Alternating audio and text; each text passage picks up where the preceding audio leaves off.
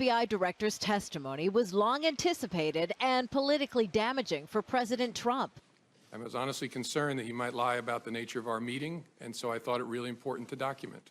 That combination of things I'd never experienced before, but it led me to believe I got to write it down, and I got to write it down in a very detailed way.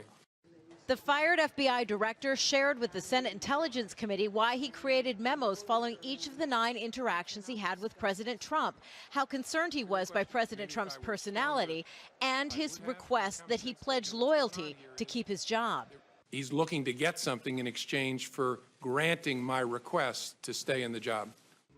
Comey confirmed to senators that the president did ask for help to lift the so-called Russia cloud he felt hanging over his political agenda. Comey testified his refusal to do so led to his dismissal. I think the president had his word that I was fired because of the Russia investigation.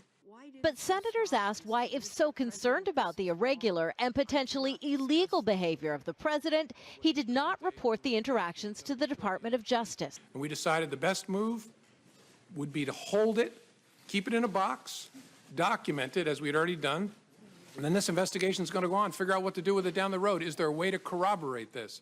Our view at the time was, look, it's your word against the president's. There's no way to corroborate this.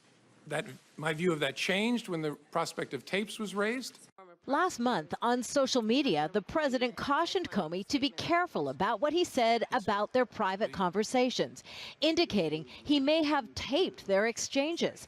I've seen the tweet about tapes. Lordy, I hope there are tapes. When asked by the committee's Republican chair whether the president had directly asked for a criminal investigation to be stopped, Comey was clear. Not to my understanding, no. The bipartisan investigation is looking into whether there was Russian meddling in last year's election, a fact Comey says is also without doubt.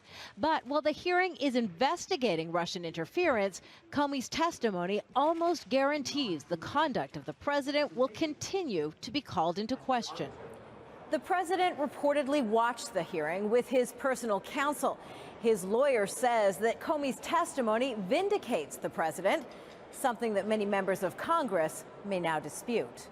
Kimberly Helkett, Al Jazeera, Washington.